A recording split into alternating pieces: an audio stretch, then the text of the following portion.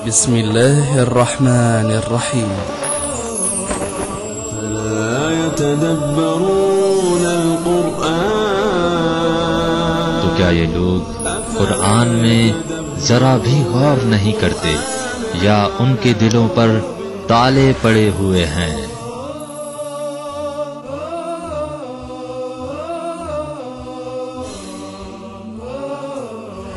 اعوذ باللہ من الشیطان اللعین الرجیم. بسم اللہ الرحمن الرحیم وبہ نستعین وہو خیر معین. صاحب تقلید کے حوالے سے مسلسل شاید تیسری کلاس ہے ہماری، باتیں کر رہے ہیں ہم آپ کے ساتھ، اور خلاصہ کلام یہ ہے کہ ہم نے اب تک آپ کے سامنے ان موضوعات کو تھوڑا سا پیش کیا. تقلید کسے کہتے ہیں، یہ کس کی ایجاد ہے، یہ کیوں ضروری ہے، امام کے ہوتے ہوئے کسی اور کی تقلید کیوں، کیا تقلید کرنا عقل کی توہین نہیں. مختلف مراجعین کے نظریات بھی تو ایک دوسرے سے مختلف ہیں، اس کا کیا کیا جائے. کیا تمام علماء کا احترام ضروری نہیں ہے؟ اگر ہے تو پھر اس بات پر کیوں اصرار کرتے ہیں کہ ایک ہی مجتہد کی تقلید کی جائے. یہ عالم کیا ہوتا ہے، یہ ہم نے اسٹارٹ کیا تھا کہ صاحب کلی طور پر فلسفہ تقلید جو ہے وہ یہ ہے کہ جو نہیں جانتا وہ جا کر اس سے معلومات کرے، اس سے سیکھے، اس سے پوچھے کہ جو جانتا ہے. اور یہ دنیا کا وہ سسٹم ہے کہ کسی عقل، کسی مرجع، کسی مجتہد، کسی امام، کسی نبی سے پہلے خود پروردگار عالم نے انسان کی فطرت کے اندر اس کو ڈالا ہے، ودیت کیا ہے، اور یہ سسٹم بنا کے دیا ہے کہ جو بھی نہیں جانتا ہوگا اور اگر اسے اتنا پتہ چل جائے گا کہ کس کو معلوم ہے تو وہ جا کر اس سے پوچھے گا، سیکھے گا، اسے معلومات کرے گا. مجتہدین کی فتاویٰ میں اختلاف کیوں ہے؟ امام کے ہوتے ہوئے کسی اور کی تقلید کیسے کی جا سکتی ہے؟ ان ساری باتوں کو ہم جو ہے وہ لے چکے ہیں باتوں باتوں میں. فتاویٰ کا اختلاف کلاس میں ہم نے ڈسکس کیا تھا آپ کے ساتھ کافی حد تک ڈیٹیل سے، اور آپ کو ہم نے بتایا تھا کہ جو ایکچوئل سسٹم ہے وہ وہی سسٹم ہے جو آج بھی ہے. آج اس طرح سے ریکارڈنگ ہو جاتی ہے تو ایم ممکن ہے کہ 1 سال بعد یا 10 سال بعد یا 100 سال بعد ایگزیکٹ یہی والی ریکارڈنگ موجود ہو، اور اگر کوئی اس پر جو ہے وہ محنت کرنا چاہے یا ریسرچ کرنا چاہے یا کامنٹ کرنا چاہے تو اس کو جو ہے وہ ایکچوئل وہ چیز مل جائے، اور درمیان میں آپ لوگوں کی ضرورت نہ رہے، اور ڈائریکٹلی اس کو بتایا جائے کہ بس آپ جو استاد بیٹھا تھا یا جو شخص آ کر سیٹ پر بیٹھا تھا اس نے کیا بولا تھا، ایکچوئل کیا بات کی تھی. لیکن بہرحال جو ہمارا 1400 سال پرانا سسٹم ہے، 1300 سال پرانا سسٹم ہے، اس میں ایسا کوئی امام کے ہوتے ہوئے تقلید کیسے کی جا سکتی ہے؟ تو وہ ایکچولی تقلید نہیں ہوتی، امام کی اطاعت ہوتی ہے. اور تقلید کا وہی جو کانسیپٹ کہ امام کے ہوتے ہوئے جس طرح ہم دنیا کے ہر امر کے اندر، دنیا کے ہر موضوع کے اندر ہم ایکسپرٹ سے رائے لے رہے ہوتے ہیں، تو خدا نخواستہ ہم کہیں پر بھی یہ نہیں کہہ رہے ہوتے ہیں کہ ہم امام کو یا امامت کے سسٹم کو بائی پاس کر رہے ہیں. تو اسی طرح دینی معلومات میں بھی اگر کوئی شخص امام سے سیکھ کر، امام سے پوچھ کر، امام سے جو ہے وہ علم حاصل کر کے ہم تک پہنچا رہا ہے، تو اگرچہ اس بات کا چانس ہے کہ وہ شخص جو امام سے سیکھ کر میرے پاس آیا ہے، امام معصوم ہے لیکن آنے والا غیر معصوم ہے. اور جب غیر معصوم ہے تو بہت سارے چانسز ہوتے ہیں، چاہے وہ 1%، چاہے وہ 2%، چاہے وہ 3%، کہ شاید وہ سمجھنے میں غلطی ہو، سمجھانے میں غلطی ہو، جان بوجھ کر غلطی کرے، جاسوس ہو، دشمن ہو، اپنا ہو، غیر ہو. بہت سارے امکانات درمیان میں آ جاتے ہیں. لیکن اس کے باوجود سسٹم یہی ہوتا ہے کہ انسان جو ہے وہ ڈائریکٹ امام سے کانٹیکٹ نہیں کر پاتا، تو وہ اس فرد پر بھروسہ کرتا ہے جو اس کے بہاف پہ امام سے کانٹیکٹ کر کے آئے، یا اس کے بہاف پر نہیں بھی آئے. ویسے بھی اگر کوئی شخص آ جائے مل کر اور کہے کہ میں مل کر آیا ہوں، یعنی آج اگر مثال کے طور پر آپ نے سے کوئی زیارت پہ جائے اور آغا سیستانی کے ساتھ مل کر آئے، 5 منٹ بیٹھ کر آئے، اور وہ کوئی سوال پوچھ کر آئے اور آپ کو آ کر بتایا کہ صاحب میری آغا سیستانی سے ملاقات ہوئی، میں نے یہ سوال پوچھا، انہوں نے یہ جواب دیا، تو پھر آپ دیکھنے نہیں جائیں گے کہ یہ فرد جو مجھے جواب بتا رہا ہے یہ علم کے کس مرحلے پر ہے، اور مثال کے طور پر اس نے کتنا علم حاصل کیا ہے، اور اس کا جو ہے وہ ذہن کا، دماغ کا جو ہے وہ میں CT اسکین تو کر رہا ہوں، پہلے چل بھی رہا ہے کہ نہیں چل رہا. آپ سب کچھ نہیں کرتے ہیں. ایگزیکٹلی کیا کرتے ہیں اس کو؟ ان چانسز کے باوجود کہ ہاں چانسز ہیں کہ مسٹیک ہو جائے سمجھنے میں، سمجھانے میں، ایسا ویسا، لیکن اس کو ایکسیپٹ کرتے ہیں. یہاں تک ہماری بات ہوئی تھی کہ صاحب تعلیمات دین میں اعتقادات ہیں، اعمال ہیں، جاننا یا اور ماننا. اس کے ساتھ جناب علی اعمال یعنی کوئی کام انجام دینا. عقائد کا مطلب ہے یہ ماننا کہ خدا ہے، اس نے ہمیں بیکار پیدا نہیں کیا بلکہ ذمہ داریاں دی ہیں، اور زندگی کا نظام معین کرنے والے قوانین وضع کیے ہیں. اگر ہم غور پر کر پائیں تو اس جملے کے اندر توحید بھی آ گئی اور نظام عدل پروردگار بھی آ گیا. اس نے ان قوانین سے آشنا کرنے کے لیے اپنے کچھ نمائندے مقرر فرمائے جو اس کے احکامات ہم تک پہنچاتے ہیں. نبوت اور امامت اس کے اندر آ گئی. اور ایک دن مقرر ہے جب ہماری زندگی کے اعمال کے مطابق ہمیں سزا و جزا کے مراحل سے گزرنا ہوگا. یہ قیامت بھی آ گئی. خلاصہ یہ ہے کہ زندگی اللہ کے مقرر کردہ احکامات کے مطابق گزارنی ہے. آج کے دور میں یہ احکام کہاں سے حاصل کیے جائیں؟ بہت فاسٹ فارورڈ ہم جا رہے ہیں. پچھلی 2 کلاسز کا خلاصہ آج کے دور میں یہ احکام میں کہاں سے حاصل کروں؟ یعنی مجھے سمجھ میں آ گیا خدا ہے، مجھے سمجھ میں آ گیا وہ عادل ہے، مجھے سمجھ میں آ گیا اس نے نبوت اور امامت کا سسٹم بنایا ہے، اور الٹیمیٹلی میں ذمہ دار ہوں. کل جب میں خدا کے حضور حاضر ہوں گا تو مجھے کٹہرے میں کھڑا کیا جائے گا، مجھ سے سوال پوچھا جائے گا. I need to prepare the answer today, آج. اس لیے کہ کل آئی ایم لیٹ. کل میں خدا سے کہوں کہ پروردگار مجھے واپس بھیج دے، سمجھ میں آ گیا، اب دیکھ کیسے انسان کا بچہ بن کے رہتا ہوں. خدا کہے گا سوری یو آر لیٹ. اب نہیں ہونے والا، جو ہونا تھا ہو گیا. جناب بہلول کا قصہ ہے نا، ایک دن مارکیٹ میں گھوم رہے تھے تو کسی نے پوچھا کہ بہلول کیا کر رہے ہیں؟ کہنے لگا یار کوشش کر رہا ہوں اس کی اور ان کی بن جائے. کہ پھر وہ تو مان رہا ہے، یہ نہیں مان رہے، بات ختم ہو گئی. اگلے دن قبرستان میں گھوم رہے تھے، کسی نے کہا بچہ بہلول کیا کر رہے ہو؟ کہا وہی کام کر رہا ہوں. کہا پھر؟ کہا اب یہ مان رہے ہیں. اب وہ نہیں مان رہا. یہ صرف 2 فٹ اوپر 4 فٹ اوپر اور 4 فٹ نیچے کا کھیل ہے، اس کے علاوہ کچھ نہیں ہے. جب تک ہم زمین کے اوپر ہیں سارے آپشنز ہیں، وہ ہر طرح سے بارگیننگ کرنے کو تیار ہے، ہر طرح سے معافی دینے کو تیار ہے، ہر طرح سے پیار کرنے کو تیار ہے، ہر طرح سے اپنا بنانے کو تیار ہے، ہر آپشن دینے کو تیار ہے. ادھر ہم 4 فٹ نیچے گئے اور کہتا ختم، دا فائل از کلوز، ختم ہو گئی بات. خیر، آج کے دور میں احکام کہاں سے حاصل کیے جائیں؟ سب سے پہلا جواب یہ کہ جاؤ خود جا کر سیکھو. کوئی تمہیں پابند نہیں بنتا کسی اور کی مانو. جاؤ. اتنا حساس معاملہ ہے، اتنا سیریس معاملہ ہے. یہ تمہارے ایک دن کے کھانے کی بات نہیں ہو رہی، 1 سال کے لباس کی بات نہیں ہو رہی، زندگی بھر کی شادی کی بات نہیں ہو رہی، مکان کی بات نہیں ہو رہی. یہ بات ہو رہی ہے تمہاری اربوں خربوں پتہ نہیں کتنے سال. اربوں خربوں بھی لمیٹڈ ہے ایکچولی، جبکہ ان لمیٹڈ لائف کی ہم بات کر رہے ہیں. کتنے سال کچھ نہیں پتا، خربوں سال زندہ رہنا ہے پھر بھی میں نہیں مرنا. تیرے آزاد بندوں کی نئی دنیا نہ وہ دنیا. خیر وہ ایک الگ فلسفہ شروع ہو جائے گا، لیکن وہاں جا کے جینا ہے. مرنا چاہیں گے بھی تو نہیں مر سکتے، وہاں پر جینا ہے. خالدون ہے وہاں پر جو بھی ہے.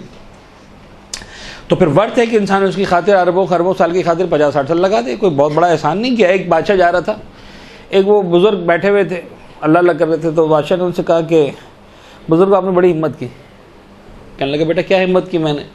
کہا دنیا داری کو چھوڑ کے اللہ اللہ میں لگے ہوئے. وہ بزرگ ہنسنے لگے، کہتے ہیں بادشاہ ہمت میں نے نہیں کی، ہمت تو نے کی، تجھے سلام ہے، تو نے ہمت کی. کہنے لگا میں نے کیا ہمت کی؟ کہنے لگا بیٹا میں نے خربوں سال کی خاطر جو ہے 50 سال چھوڑے. میں نے کون سی ہمت کی؟ تو نے 50 سال کی خاطر خربوں سال چھوڑ دیے.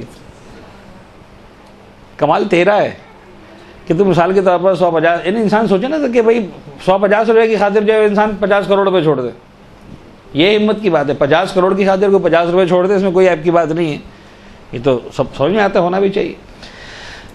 نمبر 2، کسی طرح یہ یقین حاصل کر لیں کہ ہم اپنی ذمہ داری پر عمل کر چکے ہیں. احتیاط، یہ بھی ڈسکس ہو چکا تھا لاسٹ کلاس میں، اس کو ڈسکس کرنا تھا. اوکے صاحب، پہلا آپشن یہ ہے کہ تم خود جاؤ، جا کر معلومات حاصل کرو، اجتہاد کرو، خود اس لیول تک پہنچو کہ تمہیں دین الہی سمجھ میں آ جائے. خدا نے کیا کہا، رسول نے کیا کہا، امام علی مقام نے کیا فرمایا، ائمہ طاہرین نے کیا فرمایا، خدا مجھ سے کسی بھی معاملے کے اندر کیا چاہتا ہے، اور میں خود جا کر علم حاصل کروں، سیکھوں.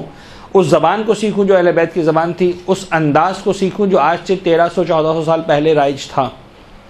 اگر یہاں پر کوئی بھی ایسا فرد موجود ہے جس کا تعلق لسانیات سے ہے، like Urdu literature, English literature, may be some other language, تو لٹریچر کے افراد ان باتوں کو سمجھتے ہیں کہ جو اردو آج سے 100 سال پہلے بولی جاتی تھی وہ آج نہیں بولی جا رہی.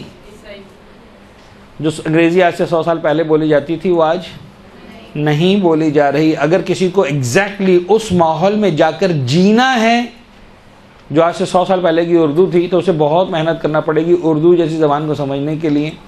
ہمیں اور آپ کو جا کر 1300 سال پہلے جو امام صادق کی کلاس ہو رہی تھی وہاں جا کے بیٹھنا پڑے گا، تاکہ ہم سمجھیں کہ اس دور میں جو عربی بولی جاتی تھی وہ کیسے بولی جاتی تھی، کس لہجے میں بولی جاتی تھی، کن میننگز میں بولی جاتی تھی، اور اس دور کا انسان کیا سمجھتا تھا، اس دور کے انسان کو کیا سمجھ میں آتا تھا. مجھے وہ سمجھنا پڑے گا. یعنی آج کل اگر میں سعودی عرب چلا جاؤں، عراق چلا جاؤں، کسی عربی ملک میں جا کے عربی سیکھ کے آ جاؤں، عربی انسٹیٹیوشن سے عربی سیکھ لوں، تو I will not be able to understand. مجھے عربی تو آ جائے گی، وہ والی عربی کہاں سے آئے گی جو اس دور میں چلتی تھی؟ مجھے وہ والا لیول کہاں سے ملے گا کہ میں صرف عربی پڑھ کر آنکھ بند کر کے کہہ دوں کہ یہ معجزہ ہے؟ دیکھیں اس دور کا عرب جاہل تھا، لیکن اس کو سمجھ میں آتا تھا یہ معجزہ ہے، یہ انسان کے بس کا کلام نہیں ہے. یہ ورڈ کمبینیشن، یہ سینٹنس کمبینیشن، یہ جو الفاظ ہے، کیا الفاظ ہی اور کیا ہے. قرآن کو آپ آج تو ہم ڈیجیٹل ورلڈ کے اندر زندہ ہیں، آپ سرچ کریں صاحب ہاؤ مینی ورڈز ان قرآن، ٹھک سے بتا دیں گے اتنے الفاظ ہیں، اتنے حروف ہیں، یہ کمبینیشن ہیں. اوکے کتنے الفاظ ریپیٹ ہوئے ہیں، کتنے نہیں ہوئے ہیں، سب آ جائے گا بھائی، یہ اتنی مرتبہ، اتنی مرتبہ، اتنی مرتبہ، ختم. اور کیا، چند الفاظ ہی تو ہیں. ممکن ہے جناب علی آپ کوئی 1-2 صفحے کا مضمون لکھ دیں جس میں قسم کھا لیں کہ میں صرف وہی الفاظ استعمال کروں گا جو قرآن میں استعمال ہوئے ہیں، کوئی بڑی بات نہیں. لیکن آپ کا لکھا ہوا کلام معجزہ نہیں بنے گا، حالانکہ الفاظ سارے وہی ہیں. تو وہ جو لینگویج ہے وہ اس لیول تک پہنچنا پڑے گا، تب جا کے مجھے سمجھ میں آئے گا کیا ہے. تو دیٹ از کالڈ اجتہاد. میں وہاں تک پہنچوں. فرض کریں میں کہتا ہوں کہ صاحب میرے بس میں نہیں ہے اور میں جناب علی جو ہے وہ اتنا ڈیٹیل میں ریسرچ نہیں کر سکتا ہوں، آئی کی ناٹ. اوکے، اور پھر بھی تقلید نہیں کرنی مجھے. میں بہرحال میں انسان ہوں، میں کسی کو فالو نہیں کر سکتا. بٹ الٹیمیٹلی تو وہاں پر جواب دینا ہے نا. جب الٹیمیٹلی وہاں پر جواب دینا ہے تو ایک کام کرو کہ میک شیور کرو کہ وہاں جا کر تمہارا سر شرم سے جھکا ہوا نہ ہو. میک شیور کر لو، تب بھی تقلید کی ضرورت نہیں ہے. دیکھیے تقلید کسی کی بات ماننا، میں بہت چھوٹی سی ایگزامپل دوں. فرض کر لیں جناب علی کہ میں نے پچھلی کلاس میں کوئی ہوم ورک دیا تھا آپ لوگوں کو کہ اب یہ کام کر کے آنا، اور ایک اسٹوڈنٹ کو سمجھ میں نہیں آ رہا تھا. ڈیبیٹ ہوتی رہتی 2-3 منٹ اسٹوڈنٹس کے ساتھ کہ سر یہ والا کام کرنا ہے کہ یہ والا کام کرنا ہے. کچھ نے کہا یہ والا کام کرتے ہیں سر وہ آسان ہے، کچھ نے کہا نہیں سر وہ والا کام کر لیتے ہیں وہ آسان ہے. آخر میں نے کہا کہ نہیں مثلا فلاں کام کر کے آ جانا. اب کسی کو سمجھ میں آیا نہیں آیا. اب جن کو سمجھ میں آ گیا وہ تو کلیئر ہے کہ صاحب سر نے اے کام کہا تھا بی کام نہیں کہا تھا. لیکن مسئلہ ہے کہ ایک کو پوچھنا نہیں ہے کسی سے، کسی کی ماننی نہیں ہے، وہ کیا کرے، اے بھی کر کے آ جائے بی بھی کر کے آ جائے، تاکہ سر کے سامنے جا کر اس کو یعنی مثال کے طور پر سر نے کہا تھا دیکھو بھائی اگر میری بات نہ ہو تو فلاں فلاں سے پوچھ لینا، اور اس کا جھگڑا تھا مثلا فلاں فلاں سے. فرض کر لیں مجھے فلاں سے بات ہی نہیں کرنی. اوکے مت کرو بات، کیونکہ ایکچولی جو ہے وہ بات کروانا مقصود نہیں ہے، ایکچولی کام کروانا مقصود ہے. تمہیں نہیں معلوم ہو رہا بات بھی نہیں کرنی، اے بھی کرو بی بھی کرو، زیادہ سے کیا ہوگا، دونوں میں سے ایک ہی پوچھا ہوگا. جب سر کہیں اے دے دینا، بی اپنے پاس رکھ لینا، یا اگر سر کہیں بی تو بی دے دینا، اے اپنے پاس رکھ لینا. لوگ جو زندگی بھر جمعہ اور ظہر پڑھتے ہیں وہ اسی لیے پڑھتے ہیں. خواتین میں نہیں نماز جمعہ اور ظہر کا کانسیپٹ، مرد حضرات پڑھتے ہیں. تو ایک بڑی تعداد ہے مردوں کی جو نماز جمعہ بھی پڑھتے ہیں ہر جمعے کے دن اور ظہر بھی پڑھتے ہیں. خدا نے 6 رکعت نہیں مانگی ہے، 2 رکعت جمعہ اور 4 رکعت ظہر. خدا نے یا جمعہ مانگا ہے 2 رکعت یا ظہر مانگی 4 رکعت. یہ کیوں پڑھتے ہیں ساری زندگی 2 اور 4؟ کہ خدا کے سامنے جناب علی جو ہے وہ مجھے شرمندہ نہ ہونا پڑے. یعنی پروردگار سے جو اجرت، اگر میں سمجھاؤں میتھمیٹیکلی اس کو، تو خدا سے جو اجرت ملے گی وہ 6 کی نہیں ملے گی، وہ یا 4 کی ملے گی یا 2 کی ملے گی. خدا کہے گا 2 یہ رکھ لی، 2 4 پہ جیب میں ڈال دی. خدا کہے گا 4 یہ 4 2 پہ جیب میں ڈال دی. یعنی میرا کلیم نہیں ہے وہاں پر کچھ بھی. میرا کلیم صرف اتنا سا ہے کہ خدایا میں نے تیری خاطر ڈبل عمل کیا ہے تاکہ میں تیری بارگاہ میں شرمندہ نہ ہوں. That's it. خدا ہو گئی بات. تو دیٹ از کالڈ احتیاط. کتنی آسان ہے، آسان ہے نا. احتیاط کے لیولز ہیں، اس میں کوئی شک نہیں ہے کہ ہم میں سے ہر فرد زندگی میں احتیاط کرتا ہے کہیں نہ کہیں. میں سمجھانا چاہ رہا ہوں کہ تقلید کے ساتھ ساتھ احتیاط کا کچھ کانسیپٹ بھی کلیئر ہو جائے آپ کے لیے، اور آپ کو پتہ چلے کہ احتیاط کوئی ناممکن چیز بھی نہیں ہے لیکن بہرحال آسان چیز بھی نہیں. تو یہ والی جو لیول کی احتیاط ہے آپ کو بے شمار لوگ ملیں گے جمعہ اور ظہر پڑھنے والے. مثال کے طور پر جناب علی آپ نے طہارت کے مسائل پڑھے، آپ کو پتہ چلا جناب علی کی نجس چیز ہوتی ہے وہ 2 مرتبہ دھونے سے پاک ہوتی ہے، 3 مرتبہ دھونے سے پاک ہوتی ہے. اب آپ کا مثال کے طور پر ذہن میرے جیسا تھا، یاد نہیں رہتا آپ کو، تو فرض کریں آپ نے کہا اچھا صاحب یا 2 مرتبہ ہوگا 3 مرتبہ ہوگا. اب آپ نے طے کر لیا کہ جتنے کپڑے دھوں گی 3 مرتبہ ہی دھوں گی. یہ یاد کرنے سے ٹینشن اچھا ہے کہ جو ہے وہ 3 مرتبہ دھو لو ہمیشہ، تاکہ مسئلہ ہی نہ ہو. اس کو 2 دھونا تھا، اس کو 3 دھونا تھا، اس کو 2 دھونا تھا، نہیں کرنا، چھوڑو 3 مرتبہ دھو لو ہمیشہ. تو یہ والی احتیاط ہم زندگی میں کرتے ہیں، بہت سے لوگ کرتے ہیں کہ مسئلہ ہی نہیں. چاند کا مسئلہ میں شاید لاسٹ کلاس میں ڈسکس کیا تھا آپ لوگوں کے ساتھ. شعبان کا مہینہ ختم ہو رہا ہے، رمضان کا مہینہ آ رہا ہے. اوکے کیا کریں؟ نہیں سمجھ میں آ رہا چاند ہوا ہے کہ نہیں ہوا. اب ہے اختلاف، جھگڑا ہے مولوی صاحبان کا، مجتہدین کا، واٹ ایور.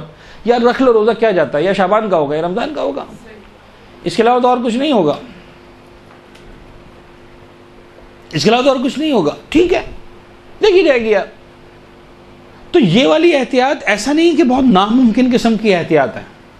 ہم میں سے بہت سارے لوگ اس طرح کی احتیاط کرتے ہیں. لوگ پوچھتے ہیں مولانا صاحب نہیں پتہ نمازیں کتنی قضا ہوئی ہیں، 9 سال کی کہ 10 سال کی. چلو یار 10 سال کی پڑھ لیتے ہیں، زیادہ سے کیا ہوگا، 9 سال کی ہوئی ہوگی نا، 1 سال کی ایکسٹرا ہو جائے گی، کوئی بات نہیں، خدا کے سامنے شرمندہ تو نہیں ہوں گے. تو یہ احتیاطیں ناممکن نہیں ہیں. لیکن جب یہ احتیاط انسان اپنی زندگی کا وتیرہ بنا لے کہ یس میں دین کو احتیاط کے راستے سے سالو کرنا چاہتا ہوں، تو اس کے لیے 2 انتہائی اہم مراحل ہیں اور دونوں مشکل ترین مراحل ہیں. نمبر 1 علم، نمبر 2 عمل.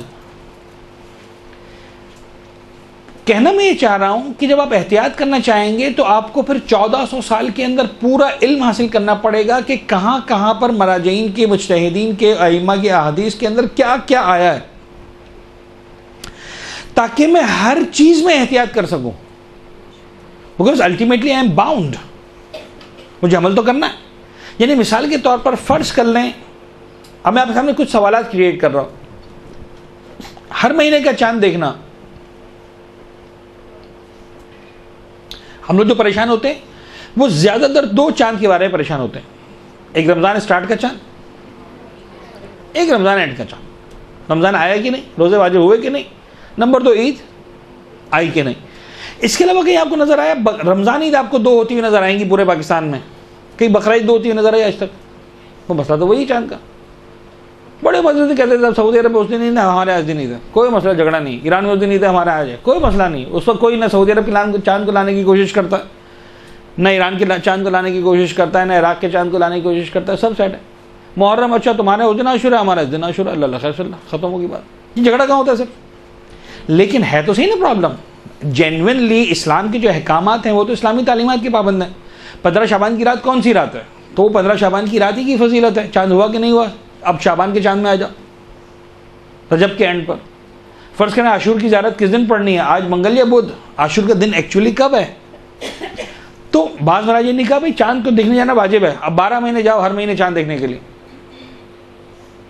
بعض نے کہا چاند دیکھنا تو واجب ہے، چاند کو دیکھنے کی دعا پڑھنا واجب ہے. اب دعا لے کے کھڑے تو چاند نظر آ گیا تو پڑھنا پڑے گی. ابھی چھوٹی چھوٹی باتیں. کسی نے کہا نماز فرض کرنے غسل جمعہ واجب ہے، اب زندگی میں غسل جمعہ کو واجب کر کے کرنا پڑے گا.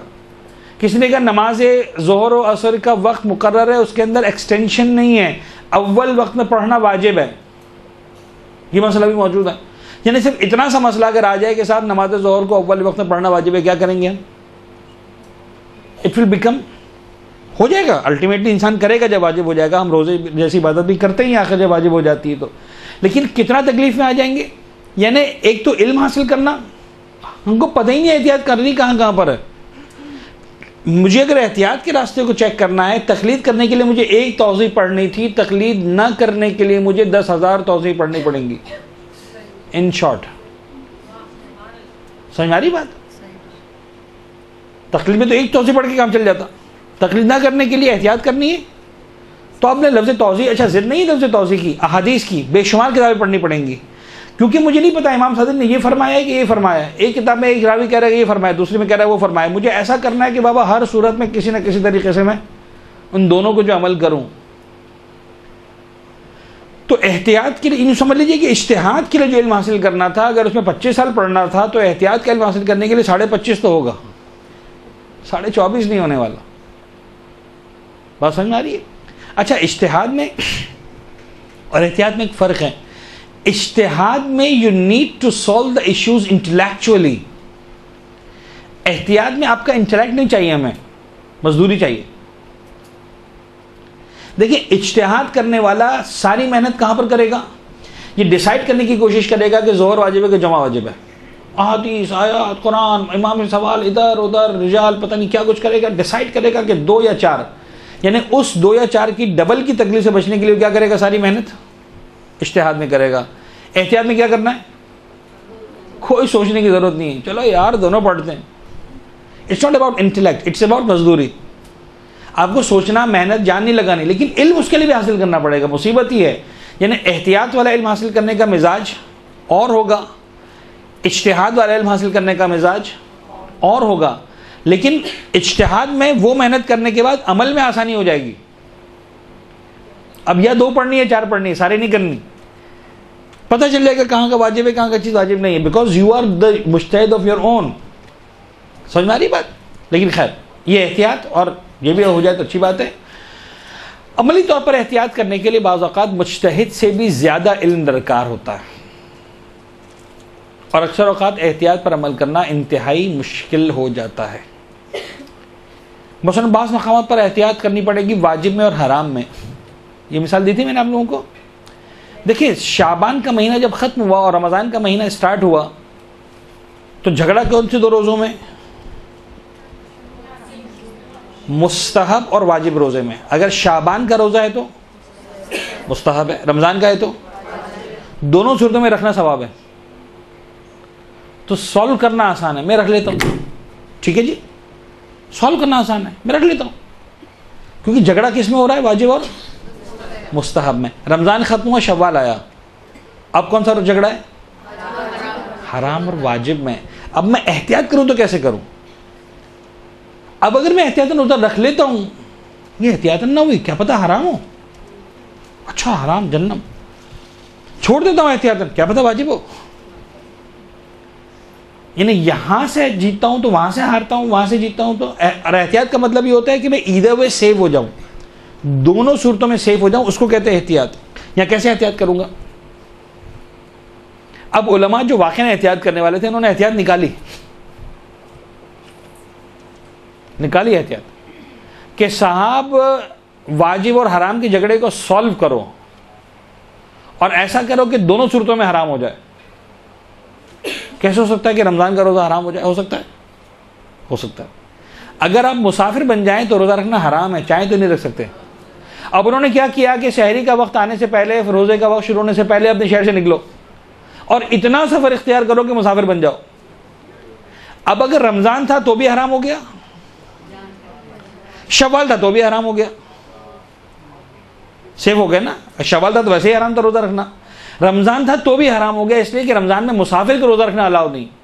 اب مسافر بنے، وہاں پر مثلا کچھ کھانا وانا کھایا اور اس کے بعد دوبارہ صبح 6 بجے 7 بجے 8 بجے جب روزہ رکھنے کا شروع ہو چکا تھا وقت، اور چونکہ وہاں کھا چکے تھے اور روزہ سے جا چکا تھا، بھاگ گئے. اب ہر صورت میں گناہ گار نہیں، ہو گئے احتیاط، لیکن احتیاط نہیں ہوئی. ابھی بھی ایک چانس باقی، کیا پتہ اس دن کا روزہ واجب ہو اور قضا ہو گیا ہو، تو ٹھیک ہے اب ایک روزہ قضا بھی کرو. تو پہلے مسافر بنو، اپنے آپ کو زبردستی مسافر بناؤ تاکہ وہ واجب اور حرام کا جھگڑا ختم ہو، اور اس کے بعد جو چانس ہے کہ شاید واجب ہو تو پھر ایک روزہ قضا بھی کرو. اب مجھے ایمانداری سے بتائیں کہ اگر عید کی صبح 18 کروڑ عوام سفر کرنے نکل جائے، ٹرائی ٹو انڈرسٹینڈ. آج بھی میں جانتا ہوں 150 لوگوں کو جو احتیاط کرتے ہیں، ہر سال کرتے ہیں. 150 لوگوں کا احتیاط کرنا آسان ہے، 6-8 گاڑیاں 10 گاڑیاں نکل گئی آسان ہے. لیکن اگر کراچی کی سڑکوں پر 1 ملین گاڑیاں نکل جائیں، سب کے سب احتیاط کرنے چلے جائیں، کیا ہوگا؟ احتیاط will become a disaster. بنے گا کہ نہیں بنے گا؟ آسان نہیں ہے. ہر انسان کہاں سے گاڑی لائے گا، ہر انسان کہاں سے ڈرائیور لائے گا. اب مجھے پتا ہے آج سن کے آپ میں سے شاید بہت کو شوق پیدا ہوگا ایسا لمبی والی احتیاط کریں گے. اپنے شوہروں کو کون منوائے گا، اپنے ابا کو کون منوائے گا، بھائیوں کو کون منوائے گا؟ آسان نہیں ہے. آپ کو سمجھ میں آ گیا، ہر ایک کو سمجھ میں نہیں آئے گا. یہ کیا مولوی صاحب میں جا کے آ گئے. اچھا میں ریکمینڈ بھی نہیں کر رہا ہوں، اسلام اس کو پسند بھی نہیں کرتا کہ آپ یہ احتیاطیں کریں. میں کہہ رہا ہوں کہ یہ طریقہ یہ ہے احتیاط اگر کرنی ہو، لیکن آیا یہ ریکمینڈڈ ہے، اچھا ہے، پسند کیا گیا ہے؟ نہیں، ایسا کچھ بھی نہیں. تو احتیاط بعض اوقات آسان نہیں رہتی، واجب اور حرام میں آ جاتی ہے احتیاط. سمجھ میں آ رہی بات؟ تو اس طرح کے بہت سارے معاملات جو ہیں وہ نبھانا مشکل ہو جاتے ہیں. اور پھر اس کے علاوہ جب یہ مسائل آگے بڑھتے ہیں تو بہت سارے مسائل ہوتے ہیں، میں ان ایگزامپلس پہ بھی نہیں جا رہا. تو بھی تیسرا راستہ بھی ہے. اگر خود اجتہاد نہیں کر سکتے ہو اور احتیاط بھی نہیں کر سکتے ہو تو ہم نے یہاں پر آ کر راستے بند نہیں کر دیے. 1 منٹ کے لیے فرض کر لیں کہ تیسرا راستہ نہ ہوتا، ان دو میں سے کوئی ایک ہی چوز کرنا ہوتا،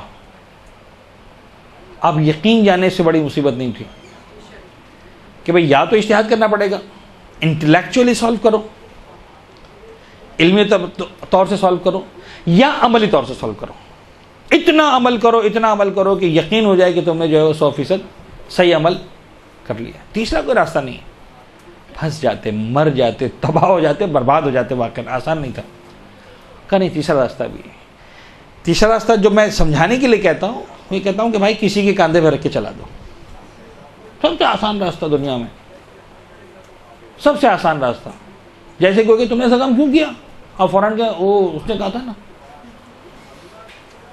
ہوتا ہے کہ نہیں ہوتا؟ کلاس روم سے لے کر, گھر کی سیاست سے لے کر, ساس اور بہو کے جھگڑوں سے لے کر, یہی جھگڑا ہوتا ہے نا شوہر سے کہ میں اماں کے سامنے تمہارا نام لوں گی کہ انہوں نے کہا تھا. سب سے آسان طریقہ بچنے کا یہ ہوتا ہے, کسی کی طرف اشارہ کر دو اور وہ ہاں بھی کہتے کہ ہاں میں نے کہا تھا. انہیں اس سے آسان اور کیا ہوگا؟ تو وہ ہاں بھی کہتے کہ ہاں بھائی واقعی میں نے کہا تھا. اس سے آسان کچھ نہیں ہے. یہ سب سے بہترین چیز ہے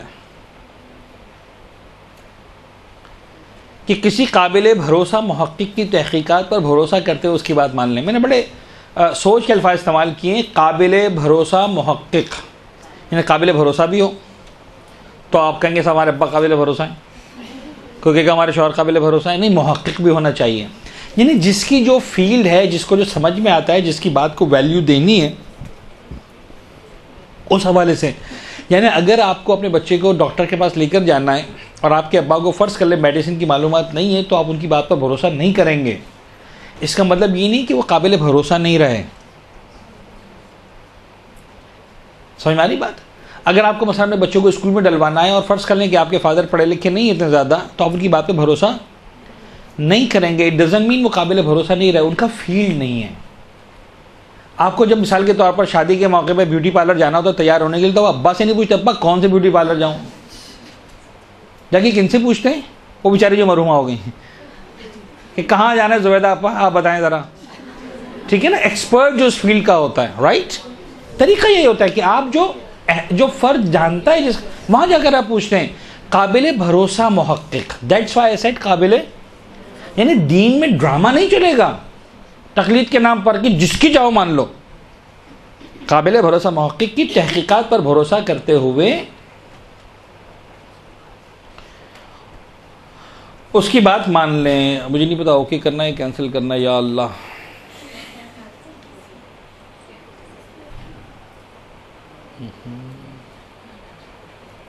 چلیں والا وارث. کسی قابل بھروسہ محقق کی تحقیقات پر بھروسہ کرتے اس کی بات مان لیں. اب دیکھیں میں قابل بھروسہ نہیں رہا اس معاملے میں, مجھے نہیں پتا کیا کرنا ہے, آئی ڈونٹ نو. اینی ویز, نہ آپ میں سے کوئی ہے کہ کیسا اوکے کر لے, میں نہیں مان سکتا, ووٹنگ پہ نہیں مان سکتا. تو یہ ہوگی تقلید. ٹھیک ہے, اب یہ بات جو ہے وہ ایسا نہیں ہے. چلیں, زمانہ غیبت کبریٰ میں, اب یہ امام زمانہ علیہ السلام سرکار کی حدیث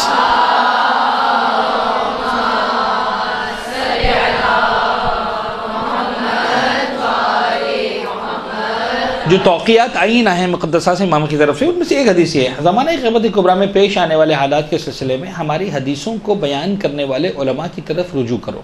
خود سرکار فرماتے ہیں کیونکہ وہ میری طرف سے تم پر حجت ہیں اور میں اللہ کی جانب سے ان پر حجت ہوں. ختم ہو گئی بات.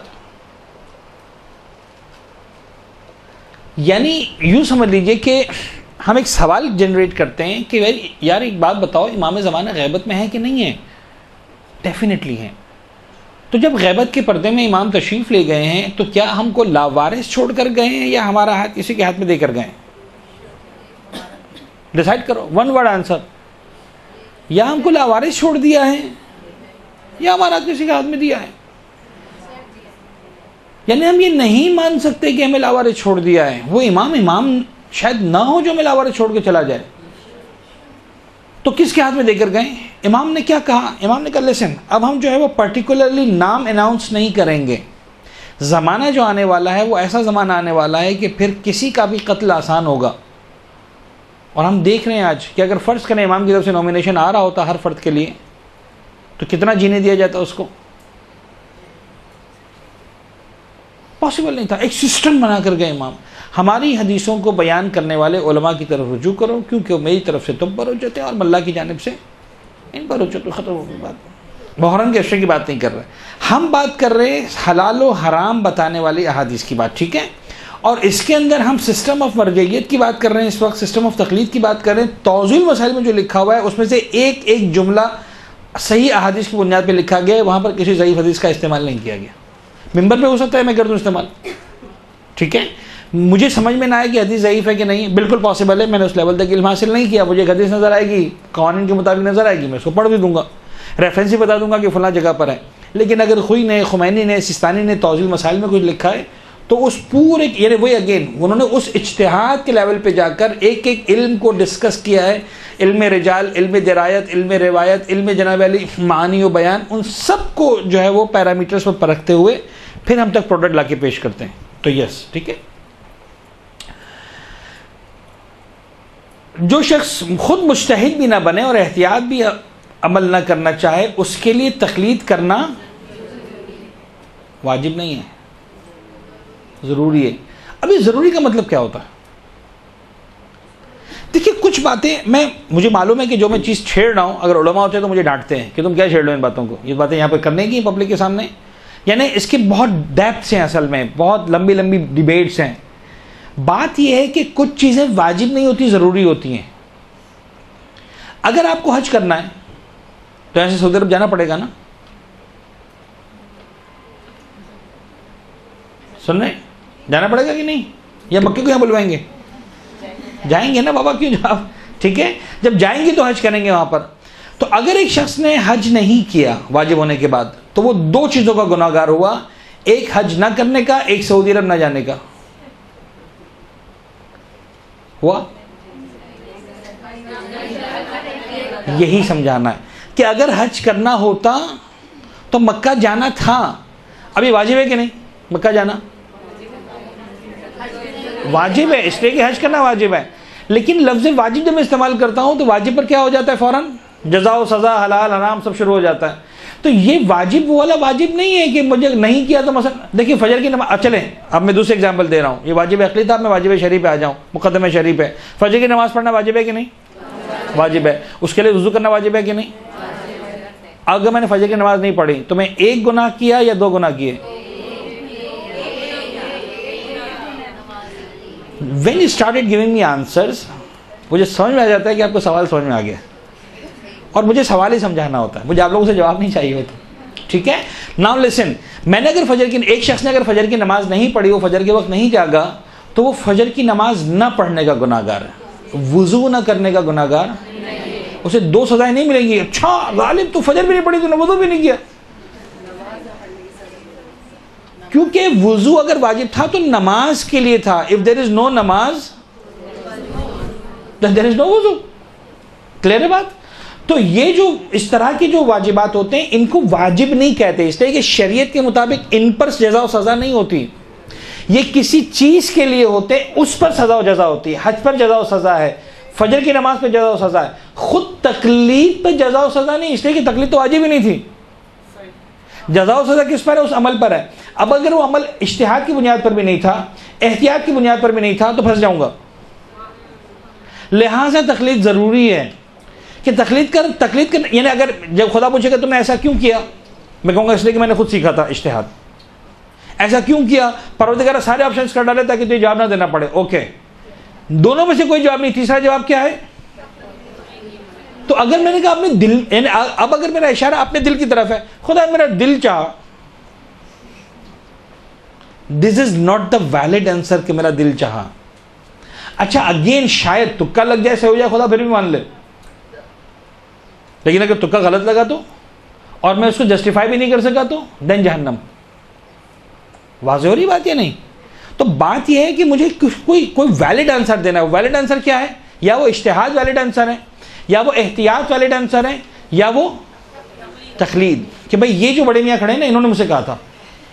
توضیح المسائل میں چاہے امام خمینی ہو، چاہے آغا خوئی ہو، چاہے آغا سستانی ہو، چاہے آغا کوئی بھی، آغا خامنہی ہو، کوئی بھی بزرگوار عالم دین ہو، وہ سب لکھ کر دیتے ہیں آپ کو، تم اس کے مطابق عمل کرو، ذمہ دار ہم ہیں.